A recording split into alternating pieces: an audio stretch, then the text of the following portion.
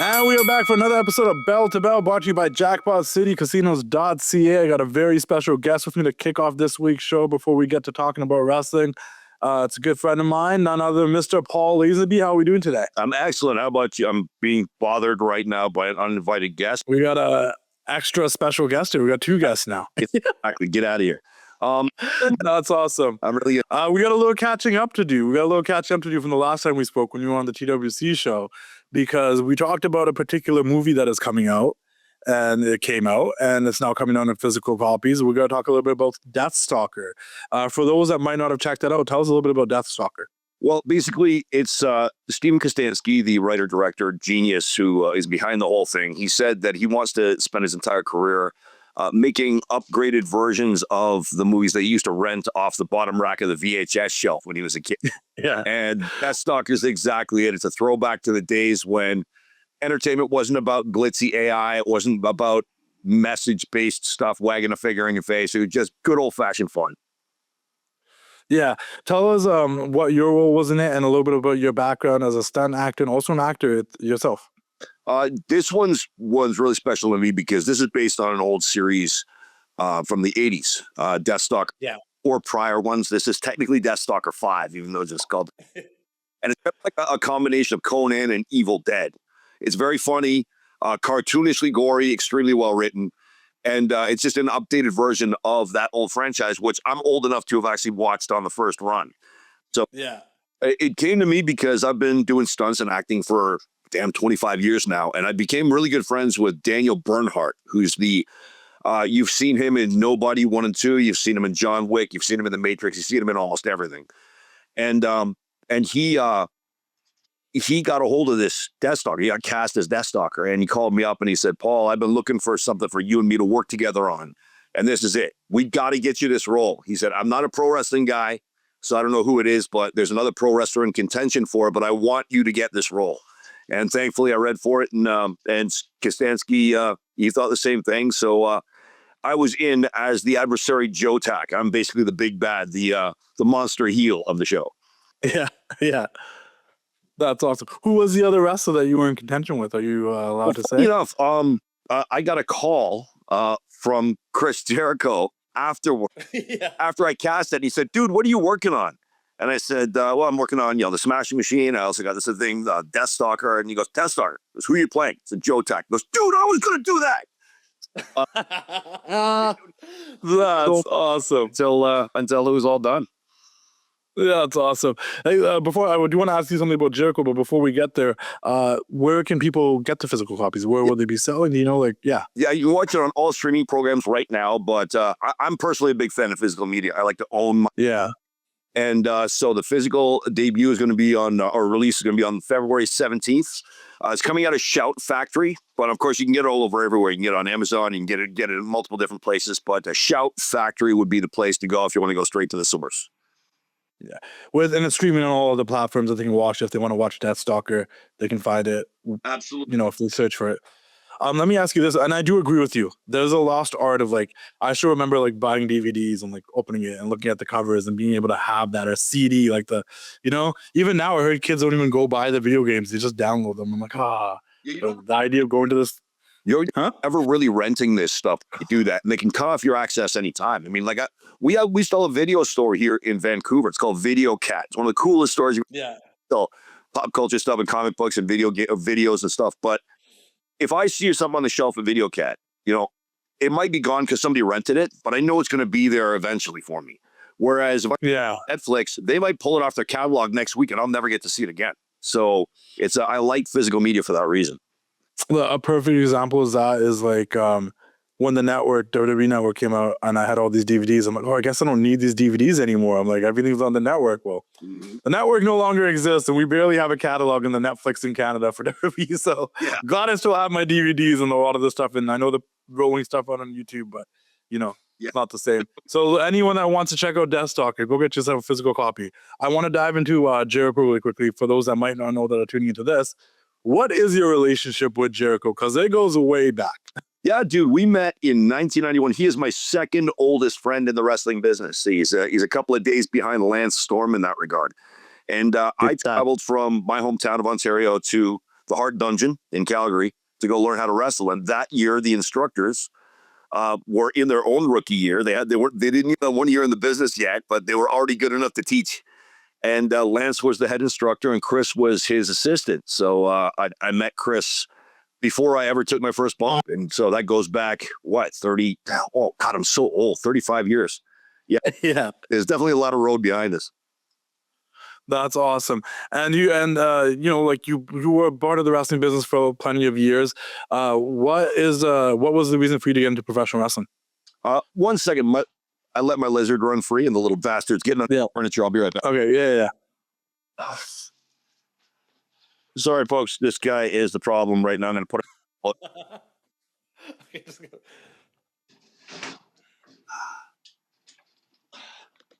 Okay, sorry about that. You were saying? What got you into professional wrestling? What was the reason that you pursued wrestling, moved to Calgary for the Dungeon? Dude, I always loved it so much. Ever since I was a kid, I wasn't allowed to watch wrestling. My parents were kind of elite in that regard, and so I'd have to sneak out to my friend's place.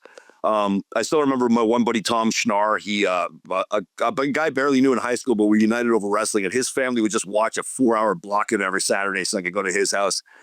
And then one day I had an extremely early midlife crisis. I was 23 years old. I had a job that I hated, and I was wondering what I was going to do with the rest of my life. And I'm leafing through Pro Wrestling Illustrated magazine, which is how we got our information pre-internet. And there was an ad for the Hart Brothers Pro Wrestling Camp. And this is in the kayfabe days. Like, you didn't know how. Yeah. And like, there's a school for this, and the Hart family runs it. Like, so thanks to my good friend Carlos Leo, who funded my entire wrestling education because I was a broke dude. I went out to Calgary and I learned how to wrestle at the Hart Dungeon. That's insane. I always love you telling this story, so I want people to know if they're just tuning in and seeing you for the first time. Give us a little bit about your background in pancreas and working in Japan with the likes of Minoru Suzuki and whatnot. Like, let people know a little bit about that. Well, it's I owe pro wrestling a lot. It's directly and indirectly involved in a lot of great things that I've been able to do, and fighting is one of them. I never wanted to be a real fighter.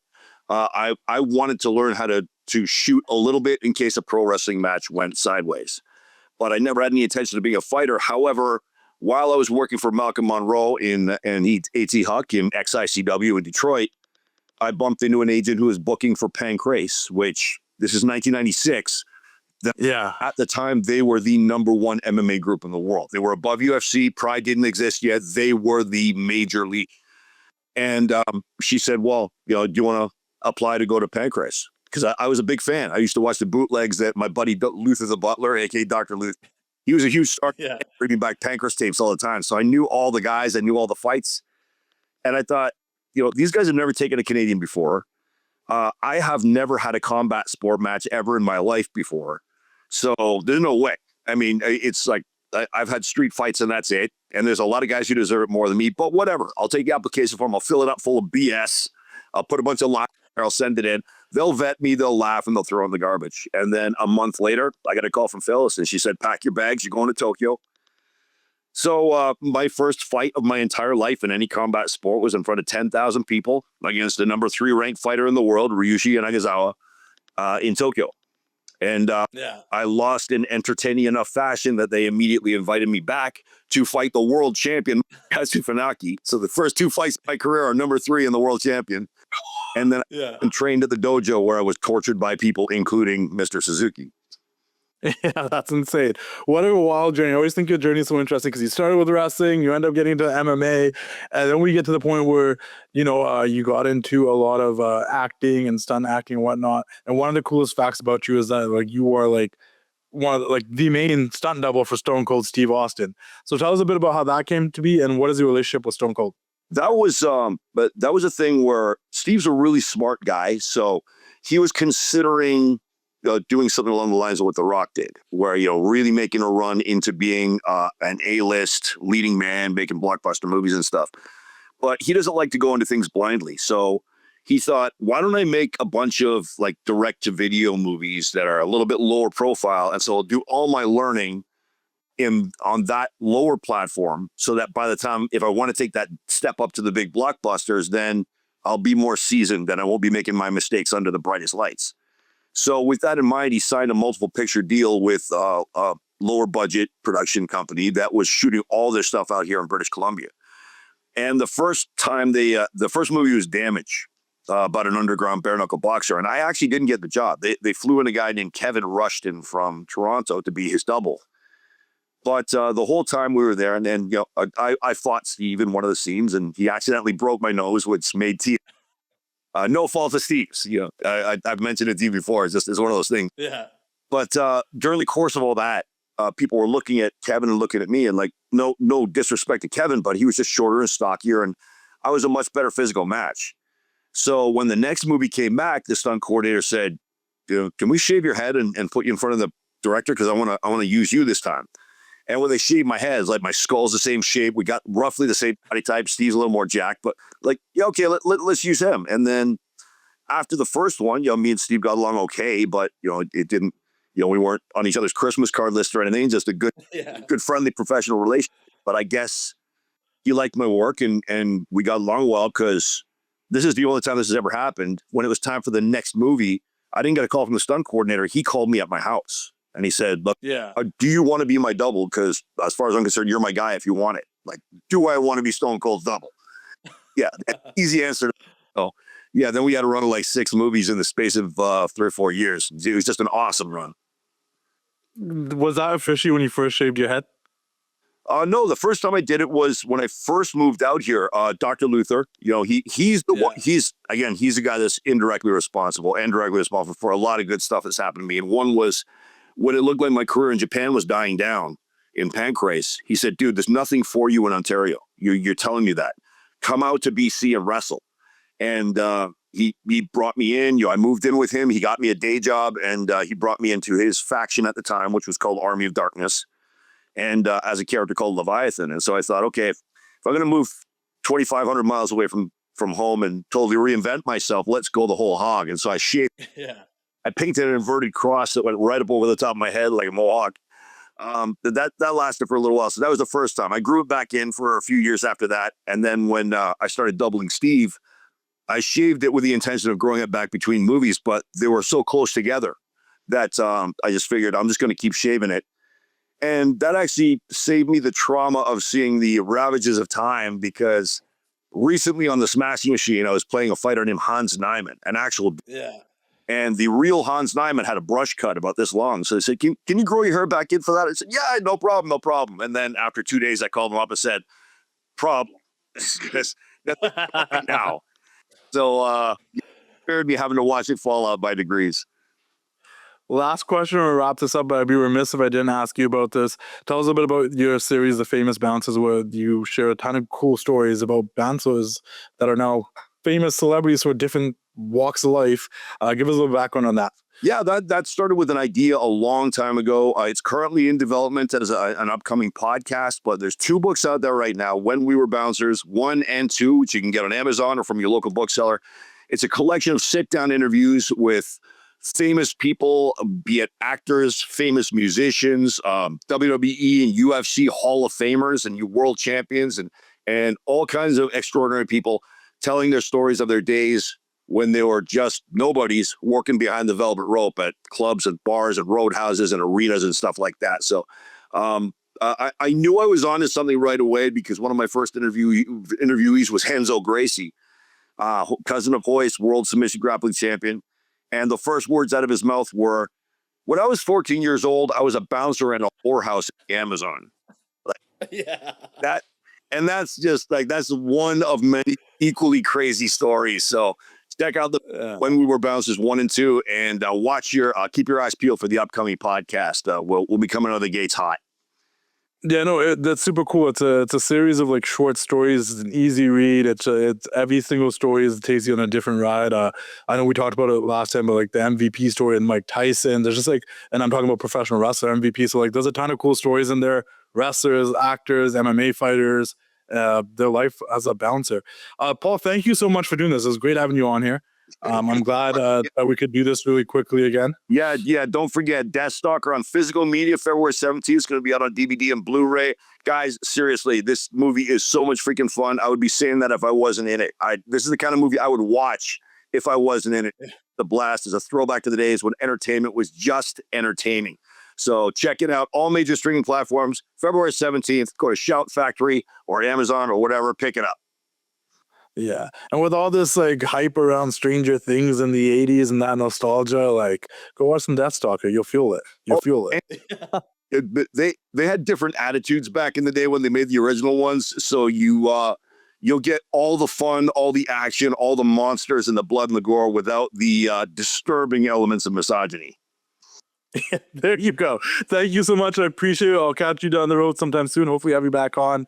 And it was a pleasure. Everyone go check out Deathstalker February 17th and go pick up physical copies. Find it where it's streaming now. Give it a watch. And we'll talk to you guys all later. We're going to get into the rest of the stuff here. Thank you, Paul. Thanks, brother. The WWE is so unpredictable right now that 1 week we're getting surprise returns and the next, the title picture script is getting flipped. And since unpredictability is the name of the game, we're spinning the slots with jackpotcity.ca. Here's the challenge. If I don't hit a bonus round in the next 6 spins, I have to list 3 superstars who cannot afford a loss this month. No edits, no rewrites. And if I hit it, I got to do the exact same thing. So let me go spin a couple of times to see who has to talk about 3 superstars that cannot afford a loss. Spin number 1, let's win some money. Nope. Spin number 2. Spin number 3. All right, Tara, who are 3 superstars that cannot afford a loss? Okay, Gunther, Rhea Ripley, and Cody Rhodes. That's 3. Head over to jackpotcity.ca for free spins, big wins, and more unpredictability than Monday Night Raw. Play like a champ, win like a champion, jackpotcity.ca. And we're here with Tara. Welcome back to the show, Tara. What's going on? We got some AEW to talk about. We got some other WWE stuff that I want to touch on with you because obviously you're like the aficionado and some women's wrestling stuff. That's what I got on the show. I like it. But let's talk about what happened last night on Dynamo. Let's talk about some of the key parts that happened. And something that really jumped out to me is the champions scene in AEW is mixed up all again. I was about to say all over again because it's been mixed up before, but it's mixed up again. Yeah. Some of the players that we thought were very prominent in the championship scene are a little bit less prominent now, and some people stepped up. And that being said, Brody King defeated MJF in an eliminator match. And for anyone that might just only be on the WWE side and just tuned in over here, an eliminator match in AEW is basically if you beat the champion, you get a title shot. And Brody King got the opportunity to do that. That's but right. It kind of turned out being a squash match. We saw Hangman cause a bit of a distraction. MJF got caught in the headlock. And he just beat up. Like, I think the match was like 2-3 minutes. Took him out. And Brody King is now the number 1 contender for the AEW Men's World Heavyweight Championship at Grand Slam Dynamite. How do you feel about that?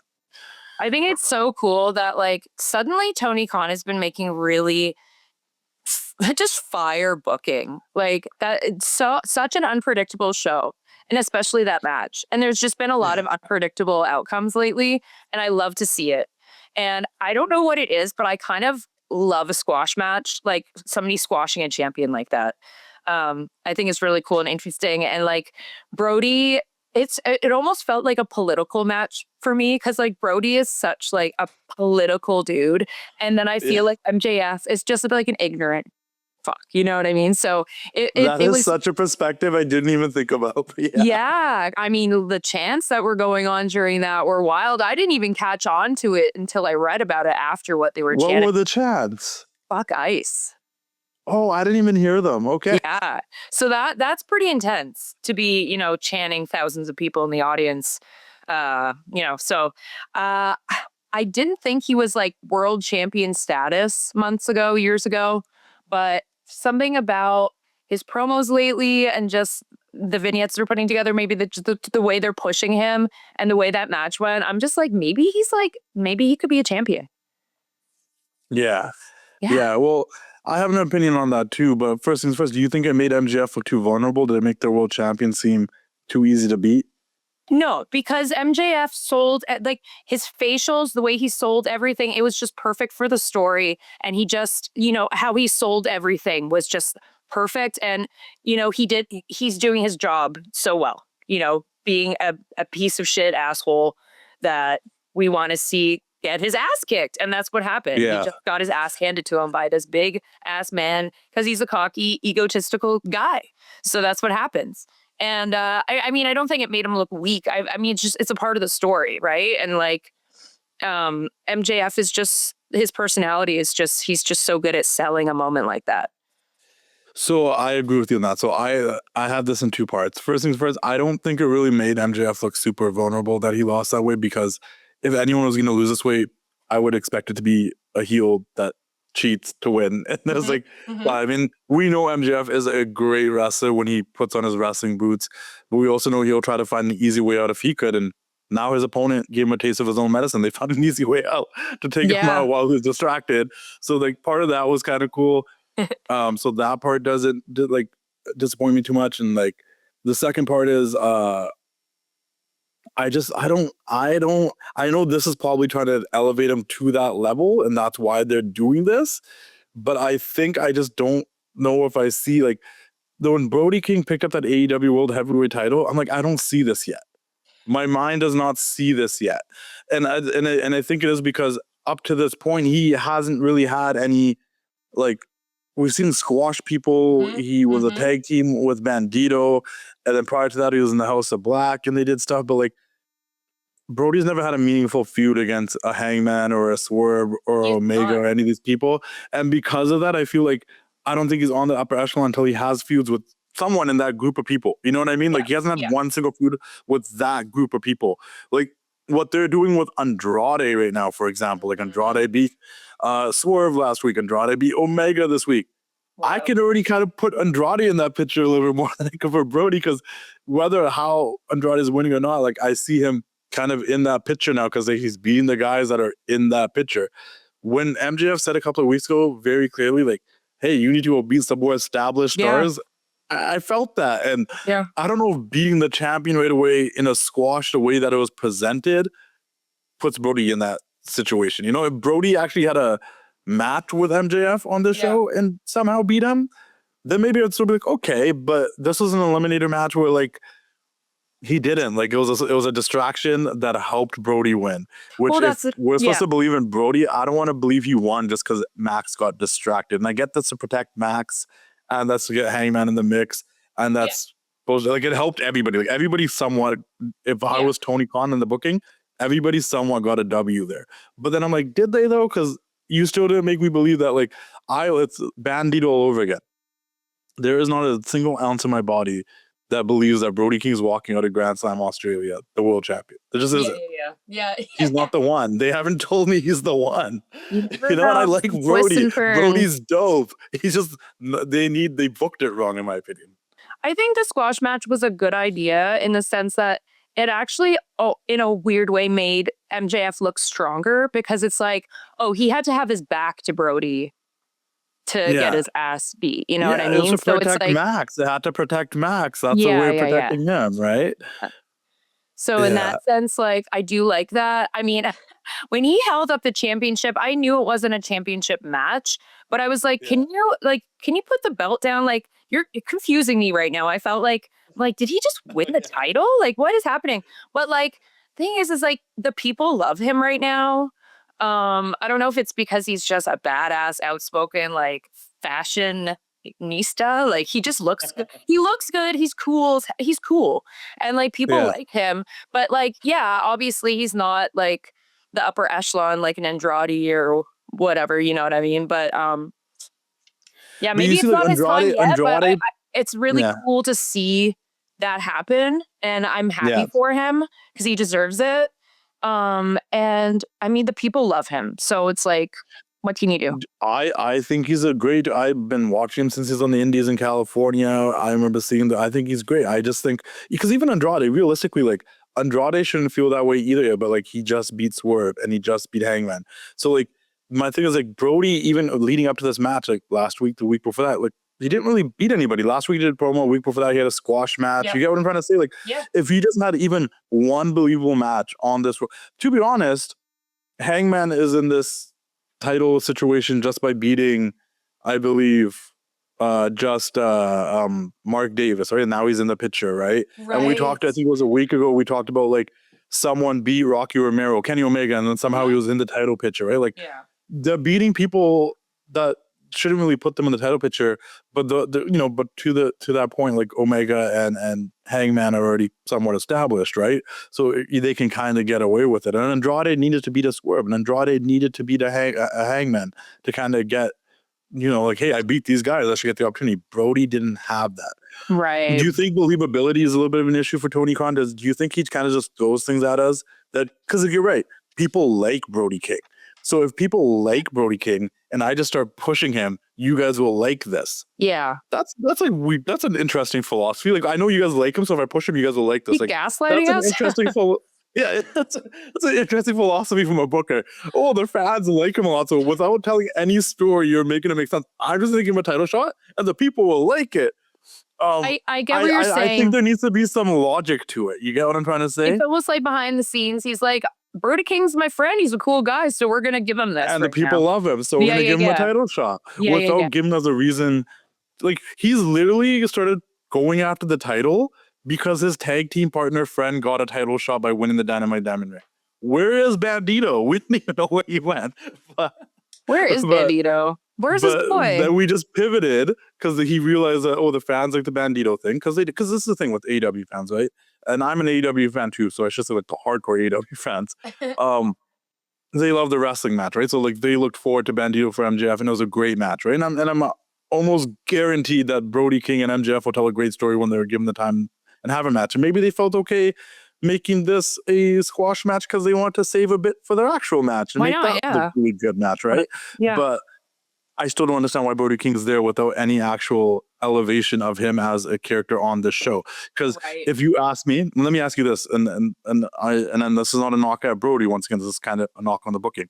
What was Brody King doing 6 months ago? Exactly. You might say he was a tag team champion, but was he the tag team champion 6 months ago? Was he not? Are we sure? It's funny because we're not that invested in him. He wasn't really doing any single stuff. Yes, he was. Sorry. This is the thing. We don't know. We don't know for sure. He might have been in the tag team at that point. He might have not been. But that tells you how much we've been invested in his character on the show because he hasn't been booked that way. That was the only point I was trying to make with that comment. I think also maybe it's just like Tony just realized he's like, oh, this guy's kind of over, and like maybe I can like work with this. I don't know. Which is a good thing to realize, but then okay, build it up a little bit more. I think it's like maybe that's why they did the squash too as well, though, is that they can build it up a little bit more. And I'm sort of getting this like story. Maybe I'm making up my own story here, but I feel like most of Brody's matches are short squash, even before this little run of his right now. They're shorter, and it's kind of like he goes in there, he beats somebody's ass, and then that's the end. But maybe this is gonna and that is become a thing where it's like, can this guy actually wrestle? Can he actually have a wrestling match, an athletic wrestling match, like him and Hangman or him and MJF or whoever he ends up facing? I mean, I guess he'd have to beat MJF to face Hangman for the title, right? Does that make sense? Yeah. Well, I mean, MJF's the champion. So he has to beat MJF to be the champion to face Hangman, who I assume Hangman and Andrade are wrestling each other. Yes. And the winner of that gets the title match at Revolution. Okay. But you see, like, I believe in that match more because Hangman is believable. And Andrade, I made a mistake before. I said Andrade beat Hangman and Swerve. He beat Omega and Swerve. But Hangman is believable because he's a former champion, a former two-time champion. He's been at the top down in. And once again, Andrade beat Swerve and Omega. Think of those names right now. He just beat two former champions. Yeah. And it's almost like I wouldn't even like, as much as like my brain's saying, don't know if you do Andrade versus MJF heel versus heel. I almost be like, they probably could because like, because that's how like much they built him at this point. Like he beat Swerve and Omega. Like, there's actually an opportunity. Yeah. But we didn't get that. I don't think they're doing like. I get where you're coming from. Like, can he actually wrestle a long match? Because he's had squash matches and stuff. Very Goldberg, very Jade Cargill. We questioned that when they had to go into a long match. We're like, can they do it? But I think we can both agree. Like Brody can wrestle. We've seen it. We know it. Like that's the thing. Yeah. Actually, so like that's already established. It's not giving me that much Jade Cargill, Goldberg. No. They squash people, and then we sit there and go, well, can they actually wrestle? I think the one credit I'll give AEW fans is like they're very smart on what wrestlers have done prior and if they can or can't. So I think that's not the issue. I think the issue is just like I think Tony was sitting there one day and was like, Grand Slam's around the corner. We need a contender for Max. Oh, I don't want to pull the trigger on Omega, Swerve, or Hangman, or these people yet. Let's give him Brody. It'll be a big match. We can build this a couple weeks. People like Brody. They're cheering for him. They get hyped when he comes out. And it's like they are.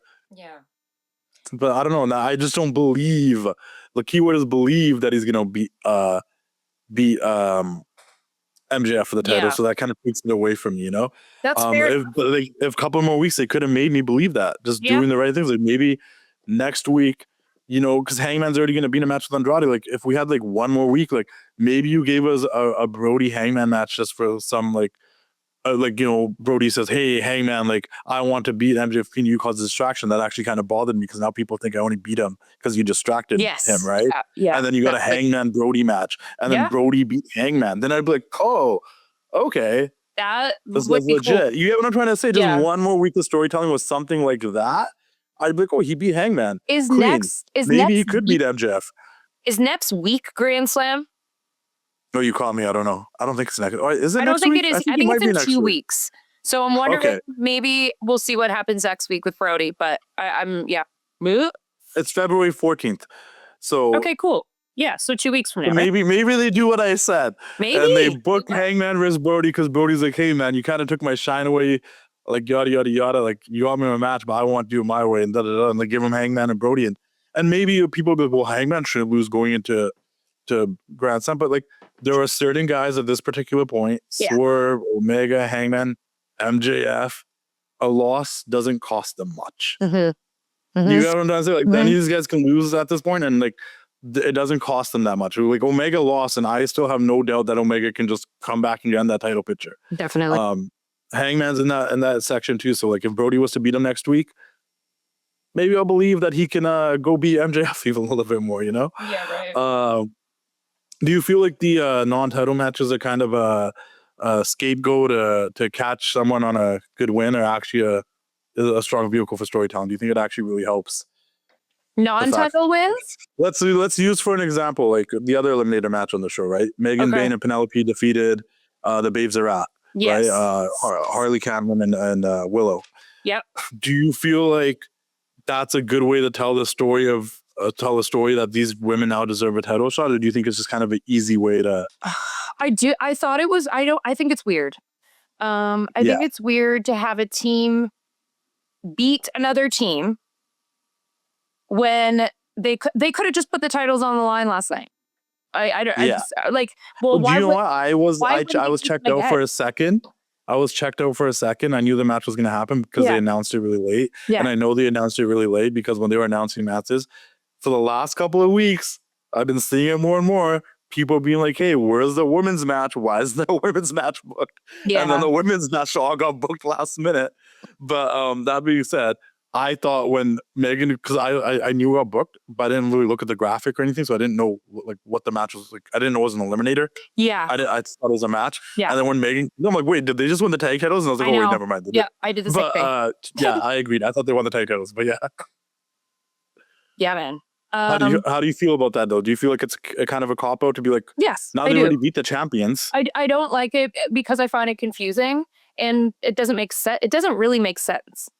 To me, anyways. I just feel like, what's the point of doing that? Shouldn't they be facing other teams to get to them? Why are they beating them? And then, okay, now you can face us again next week, and hopefully we're still as good as we were last week. Like, I don't know. It's kind of just like a weird vibe. Yeah. And it takes away that idea of like, okay, now we already know they beat them, so we know they can beat them. And I think that's Tony's logic of like, well, we know they can beat them, so now when they have the match, you believe that they can beat them. But it's also like, you know what would have been cool? Like if like they never wrestled each other in this period. They probably have in the past, but like they haven't wrestled each other until the match happens. Megan and Penelope beat another two teams or something in a number one contenders match to earn the shot. That Megan and Penelope just dominate Harley and Willow. That would be shocking. You know what I mean? And now it's like we've already seen them beat them. We've seen them be able to dominate and win a match. And it's like, if they do it again, that's not as exciting. So it almost makes me feel like, okay, you let them win the eliminator match, they're not going to win the actual match. I know. Does that make sense? Yeah. Because you're like, oh, well, that's 50-50 booking. You both got wins over each other. Everyone's happy. Like, no. I feel like for You the know, next so one, their rematch is going to be a lot of external, run-ins and bullshit like that. Marina's going to get involved. I feel like there's just going to be some clusterfuck-age happening to the next match because nothing really, there was no run-ins or anything, right? There's no like outside interference whatsoever during that match. So it makes me feel like we probably are going to see that next time they wrestle. yeah. How do you feel about the match overall? Then, do you just feel like it was useful? Was it useful, or do you feel like I mean, I loved it because I love Harley Cameron as a human, and I think she's just so incredibly talented. And she actually just won Most Improved Wrestler through the PWI, and she did the best she's ever done, technically. The wheelbarrow tag match or the tag move that Willow and her do. And she always kind yeah? of just like flops it. They fucking got it now. And it's so crisp. And I'm so happy to see that because I'm like, I've been waiting. I'm like, and then it's like, yeah, you guys got it. You like mastered it. And it's just like, reps. So it's cool to see. And yeah, I watched her like really closely because I like to see her improvement. And she just improved so much. And it was a good match. It was really good. And Megan No, Bayne and yeah. Penelope and Willow, for that matter, so talented. But I think that Harley was like on their level. So that was cool. Yeah, Harley, it's cool seeing Harley grow, and Harley's getting better each and every week. And I think the part of that is like the one benefit about them being tag champions and her being in this role is the fact that she is getting the opportunity to wrestle more Yeah, and be in exactly, the right? ring. And there's an old like adage of like, to get better, you got to work with people that are better than you. And she's been working with people that are better than her, which is Yes. making her better. Yeah. Right. So Yeah. it's like you're seeing that, teaming with Willow and having that, influence and wrestling the likes of Megan and Penelope who grinding on the indies and done everything they've done. Like she's because Harley didn't do a lot of the indie grinding. So like she's exactly. Yeah. she's getting schooled by the right people. Yeah, man. I also guess this answered her question from a week ago that Megan, Bayne, and Penelope did not come out there to stare at Statlander. They came out there to stare at the tag champions. And Statlander's offered a rematch to Tekla again. So that is that. So see what happens there. Not mad about that. Well, yeah. No, yeah. Once again, the whole just general title booking for AEW is a little messy for me. Like, there's also part of me too, going back to the Brody thing for a second, where I could have been like, well, to elevate Brody, you could at least get him to win one of the mid-card titles first. But then it's like, I feel like they're all kind of in good spots. Like, I don't want Tommaso Ciampa to lose anytime soon. Yeah. I don't. Ricochet's just won his, and I think that's his thing right now. And Moxley doesn't seem like one. Like Moxley versus Brody after this whole MJF thing happens. If that goes down, Brody can be the one to beat Moxley to win that belt. Okay, then maybe we're cooking. Maybe there's something there, but he needs to have a feud with someone established like a Moxley. And then is Okada still the other champion? The international? I believe so. All these belts. There's so many titles. It is hard to remember. I find myself constantly writing them down so I know what is what and who has what. And it's like AEW, maybe New Japan as well, but so many titles. Like it's hard to keep track. Yeah. Well, maybe Brody should beat Moxley and Okada, and they should just officially unify that title because those two titles they were unified, just like keep them unified because I don't know. There's too many titles. So now I'm like, oh yeah, Brody could beat Okada too, or Mox, and it would be beneficial to him. But yeah, I don't know. We'll see what happens. Let's talk a little bit about WWE for a second, because I do want to pick your brain about some women's wrestling stuff. And that being said, at the Rumble, we had the return of Brie Bella, reuniting the Bella twins. It's about time. Which, for all the no pops and there wasn't any surprises the fans were complaining about, they popped for Brie Bella and her yes kicks. Yeah. And they were going crazy for it. And I'm very happy for her. I might be a little biased because I love the Bella twins. Oh, yeah. I know you do. I am a fan. They have been nothing but great to me. So I'm happy to see them back, but it does leave a lot of questions up in the air because they came out there, they cut a promo on Raw, and it was a very nothing nothing really happened in the promo besides them claiming that they're here, they're back, and they're going to go after tag team titles. Yeah. And, Brie said she's on a full-time run. We'll see how that goes because AJ Lee also said she signed a full-time contract. Did she really? Okay. But maybe it's like, you get certain dates off a certain amount of times off. Like maybe we see Brie to WrestleMania, then a little bit after, and then she disappears for 4 or 5 months, comes back. I don't know how it is. Yeah. I don't know. But we'll see what happens. How do you feel about the Bella Twins being back? And I think that's awesome. It's weird to just have the one. So I'm really happy to hear that. I also remember like a year ago her talking about wanting to wrestle again, and not necessarily with WWE, but I remember it being like a little bit of an awkward situation because her husband, Bryan Danielson, was in AEW, and it would have been like an awkward situation for her to go back to WWE at the time, I believe. But anyways, it's cool to see her back. I'm loving how all these legends are just like coming back, but like at the right time, not too much overlap. We get to just enjoy their run before they retire. And I don't know how long they're going to be around for, but they both look better than ever.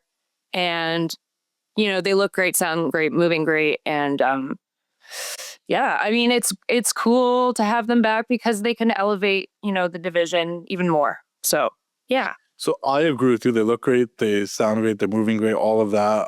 I also think they both progressively have gotten better over the years as well. I mean, they have to keep up with the current. They have women, to keep up with the current. That's right. Which is hard, and they're trying, and they've tried to Yeah. elevate themselves. Like Exactly. they're not. They're like, listen, Nikki Bella's not going to be Stephanie Vickier, but she hung with Stephanie Vickier. You know what I mean? Yeah, So man. it's like. And I love the comment that Brie made that like I didn't just come back because Nikki was getting her ass kicked every week.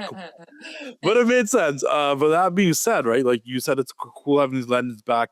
We went through like almost a decade straight. I want to say from like 2011 when The Rock came back all the way till like 20 till now, to be honest, where like there have been complaints that wrestlers have made. Bryan Danielson made the complaint one time himself, I think, in an interview or something where like, hey, like, it does kind of suck when all these people bust their ass all year, do the tours, all the house shows, doing all that. Okay. When WrestleMania season comes around and the legends come back and they take their spots, right? And obviously WWE does that because they bank on them being a draw and people are more interested. And sometimes the OG guys, like, someone's going to be more interested in seeing The Undertaker wrestle than they might be seeing, Rusev on the card or something, right? Like fans only like a certain era and will never watch anything new. Like that was me for a while too. It's just do you feel like the Bellas are kind of, is this a nostalgia thing and do you think it's gonna hurt the tag division at all right now? Because you have Rhea and Io, you have Bayley and Lyra, you have all these great teams that are coming up, right? And it's like, do any of them have to do you see any of them taking a step back at WrestleMania because the Bellas are here? I think if you're a wrestling fan and WWE fan, you're happy that they're back. I don't think there's any argument about that. I think it's cool. It's nice to see a fresh tag team as well because it's like notoriously there aren't a lot of great female tag teams and ones that actually stay together. So we have like a legit tag team back. I think it's awesome. And I'm excited about it. Like I love them. That's my personal opinion. I think it's great to have them back. And like I said, I think if anything, it elevates the division as opposed to holding anyone back. I have a full bias towards them 110%. I want to see them as women's tag team titles. When these titles got introduced, I'm like, at some point the Bellas have to hold these titles, right? Like, yeah, that's man. inevitable, right? Yes. And I do think like, I'm happy they're back, but I like, it's too early to tell necessarily. But as we get closer to WrestleMania and to see what the match is, I get those rumors that people want a multi-woman TLC match. Maybe it will be like another gauntlet or another like 4 or 5 women. Oh, it can only really be a 4-woman tag team match. There's only 4 corners in a ring. But depending what happens, like I'm gonna give you an example. Last year at WrestleMania, it was I forget who was defending the tag team titles, and it's in my mind, but it was against Lyra, and it was supposed to be against Bayley. Yeah. And then they made the whole switch last minute. Well, we're gonna have Becky come back, so we'll have Bayley get jumped. Right. And then everyone made a big fuss last year about, oh wow, like Bailey missed both WrestleMania and SummerSlam, and that sucked because she's Bailey. Do we not see something like that maybe happening again? I know it's hard to predict these things, but like if, for example, Bailey and Lyra can because they only can use 4 teams, or if the Kabuki Warriors won't get on the card because they can only use 4 teams, and these are the girls that are working all year long, doesn't that kind of suck? Yeah. I mean, well, yeah. I mean, I saw that on Unreal. Yeah, what I'm trying to say, because it is possible. Like, I love the Bellas. I don't want that to be the situation. I'd hate that to happen, and I want them on WrestleMania. But just hypothetically, like, isn't if that one of these teams isn't that that have been just the in business contention, though? It's not fair. yeah. Wrestling's Because not think about it, fair. you got Charlotte and Alexa. Yeah. They're probably going to be a part of it. You have the Kabuki Warriors. They might want to be a part of it. You have Rhea and Io. Unless they break up prior to WrestleMania and face each other or something, they're going to be part of it. Okay. You got Bayley and Lyra. That should be part of it. That's only 14. So unless they're going to do a TLC or something, then you can have a 5 or a 6 team. But I don't know, like, if it's just going to be a tag, then 4 teams is the gauntlet. You can have 5, 6 teams. I would hate to see anyone get left off. And if anything, I don't think it hurts any of the other girls, even, like, but I do think it might even hurt the Bellas because we love the Bellas. We've both admittedly said that here. But the Bellas still have their fans that are like, boo, the models, we don't like them. They don't know how to wrestle. No. They're only here because of Cena and Brian, yada, yada, yada. And it's like, that fan base is going to be eating if someone gets left off this card like Bailey. That's true. Or Oscar. And it's funny because the team I could see being left out is Lyra and Bailey. I could see that. Right? Yeah. It would be cool if they did a gauntlet. I think that'd be exciting, and then everyone's included. But yeah, that would suck if that were to happen to anyone. But like I said, it's just that's kind of how she goes. That's the nature of the business. The business and to is be a fair, cruel bitch. Yes. Yeah, and in the big scheme of things, I was gonna say, like, the Bellas are a little bit more mainstream than a lot of the women that are involved in this division already. And that's a part that sometimes goes over the wrestling fans' head. It's like, here's the thing, it's WrestleMania, it's the biggest show of the year. It's like, it's a totem pole at the end of the day. You know what I mean? So it's like, they earned their stripes so many years ago that, like, yeah, sure, they're back. And like the legends that like were working forever and then they leave and then they come back. It's like, well, these newer people will have that opportunity too in the future. It doesn't mean that they're taking people's jobs or something. It's like they earned that and they can come back and have that fan base behind them and do their thing and like have their just leave the business the way they want to and the way that they deserve to. So I don't think there's any issue with that personally, Yeah, but it's gotta feel shitty to like be left off of a 2-night WrestleMania. No, card. it's the one night. The one night, okay, sure. 2. Hey, we separated this in 2 nights, and we still don't have time for you. It's really cool that they talked about that in that documentary because even like as somebody who's in wrestling, as a worker, it's like there's been so many opportunities that I've almost had that I'm like, wow, this could change my life forever. And then one little thing happens where like somebody is injured or somebody comes back or like somebody doesn't get re-signed or whatever it is. And it's like, and then that dream is gone. It's done. You have to start from next dream. So like it does suck a lot. And I can't even imagine on like a WWE platform level, like the disappointment and heartbreak. Like, so. No, 100%. They're like, it's 2 nights. Like, you can make room for it in a 2-night WrestleMania. Because they even started moving like the Battle Royals for like the SmackDown before. And it's like, you can't even fit that on the main card anymore. Like, I know. But yeah, no, I think being left off a 2-night WrestleMania card sucks. Like, they got to figure out a way to get at least most of the people in there, especially them busting their ass all year.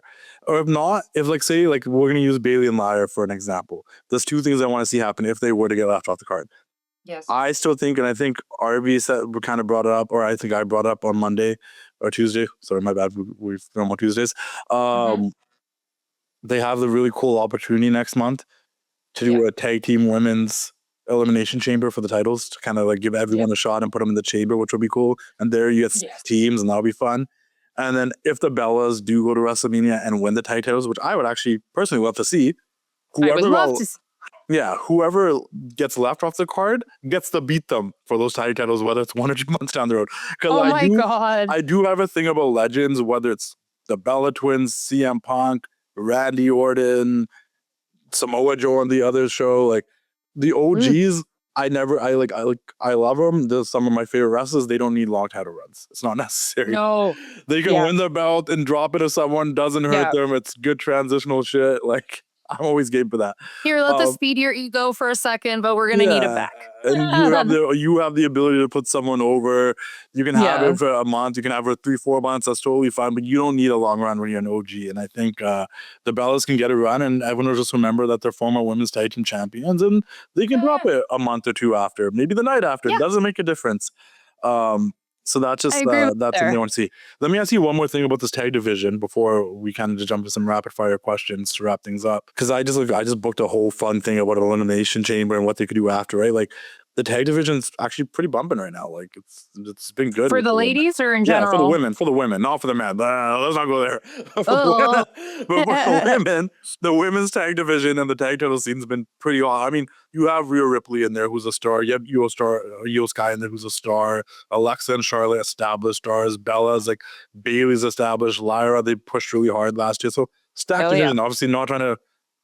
I don't want to miss anybody. The Kabuki Warriors have obviously multiple time women's tag team champions, and Asuka's like a legend in her own right. But and the same with Kyrie. But that being said, do you find it interesting that there's so much more emphasis in like hype for like the first time maybe in years for the tag division going into WrestleMania than there really is for both women's title scenes? Because to this point, they're kind of building Jordan and Jade, but like I don't even know if I really care about that much. No offense to either one of them. Jordan and Jade as like they're gonna wrestle each other. I think that's my prediction. Yeah, they got some heat, right? Yeah, they got some. You know, like because I feel like Liv stays in the Raw side of things with whether it's Stephanie or Raquel or a triple threat. Like I think Liv stays here. Like that's what Liv is. Like we saw her take out Stephanie. We see the tension with Raquel. They kind of cost her the match on Raw. I know Liv says she's gonna check out what's happening on SmackDown this week, which she should do. Like play it on a little bit. One of my favorite storylines back in the day was Batista picking Triple H to face at WrestleMania, but like he still went to SmackDown and broke JBL's limousine and did all that stuff. Like I'm game for it, right? Like, but that being said, like I think Liv's just in the Raw side of things, but like both sides, like Liv and Raquel and the Judgment Day implosion is heating up for sure, and it's interesting.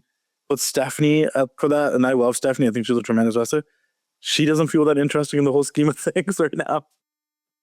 And then on the flip side, Jade is cool, but she doesn't feel that more interesting right at the moment. So it's like, is it weird for you to think like the women's tag team division is a lot more exciting than both the world title situations? That is interesting. I didn't really think about that until just now.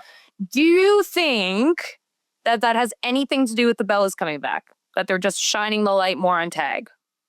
I maybe a little bit because that is a big moment, but like the tag division, even before they came back, it's just better in general. It's just been better. Think about it. Like Jade hasn't really had. Jade was beating BFAB, and I love her, and Michin. Like I mean Michin, I think Michin's great. But like you know, like they're not people. They're not people that have been like pushed to that level. Like Jade hasn't really been one. It's a very like.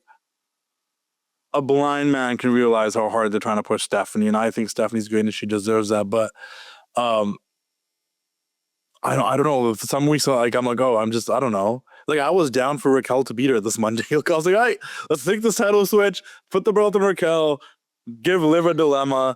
But it's like, no, they're gonna want to keep the belt on Stephanie till Mania, it feels like, and personally, I don't know if that's the right choice because she's like a non-factor in this entire scheme of things. Like, I want to see the Judgment Day breakdown. Stephanie kind of isn't doing anything with anyone. Does that make sense? Do you agree with me or am I just... Stephanie isn't doing anything with anyone right now. That's what you're saying. Yeah, like, do you feel like this is not... Her title run hasn't been... It's still stagnant?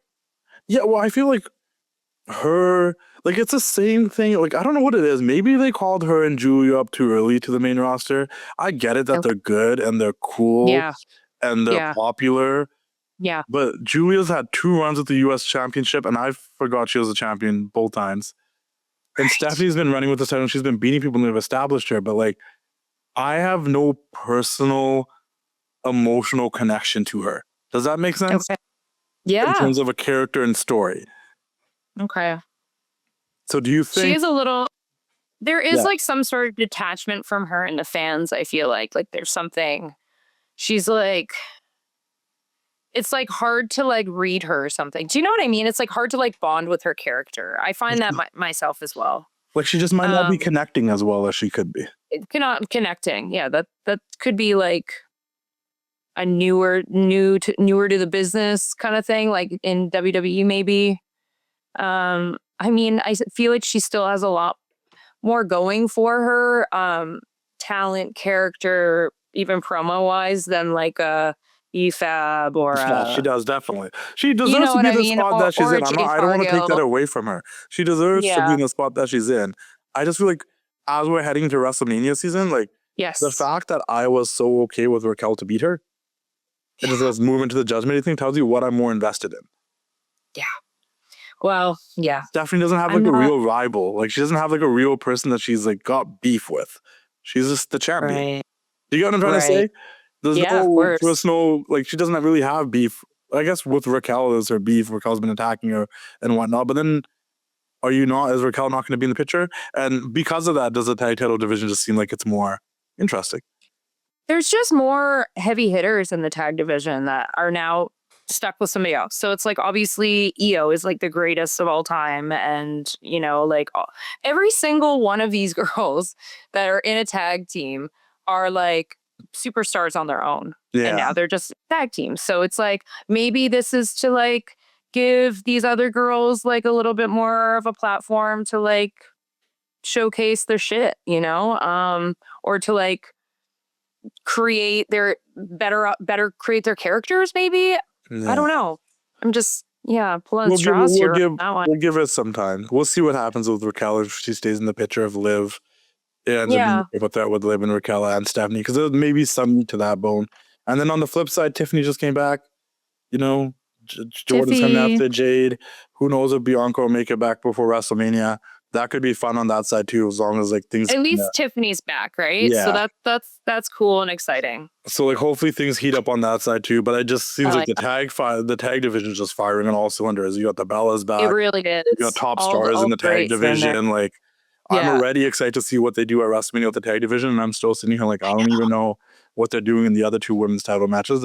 And God knows if they're going to defend the IC and the US title wrestling. I mean, Becky has the IC, so that's bound to happen. But the US title, we'll see. I don't think the US title has ever been defended on a pay-per-view yet. Just a fact. Yeah. I don't think it's had a pay-per-view match, which is interesting. So yeah, that being said, really intrigued to see how WrestleMania plays out in all the women's matches, because, you know, hopefully we can get more than just like 2 women's matches on each show. Maybe we can get like 2 on one and 3 on the other. We'll see what happens. Yeah. But that all being said, this was a good time. Bell to Bell, guys. Make sure you guys catch us every Thursday on Bell to Bell. Make sure you guys watch the videos, like, comment, engage. You guys, please engage. If you are seeing this on the Wrestling Classic YouTube channel, subscribe to Bell to Bell. It is a separate channel. Hit the subscribe button. I know I've been collabing on the videos on my page, but that doesn't mean they're just like on my page. So we need you to go subscribe to the other channel. Make sure you guys follow the villain Tara Zapp. Follow me at the Wrestling Classic. Check out all my interviews and podcasts and stuff as well. Check where Tara will be wrestling soon. Go watch her wrestle. She's coming to you at town. It's a time. Go hit her merch table. Go buy some stuff. And subscribe to us on YouTube. Follow us on Instagram. Follow us on TikTok. And we'll see you all next week with some updates on what happens with AEW and Brody King and all this fun stuff. Bye, everyone.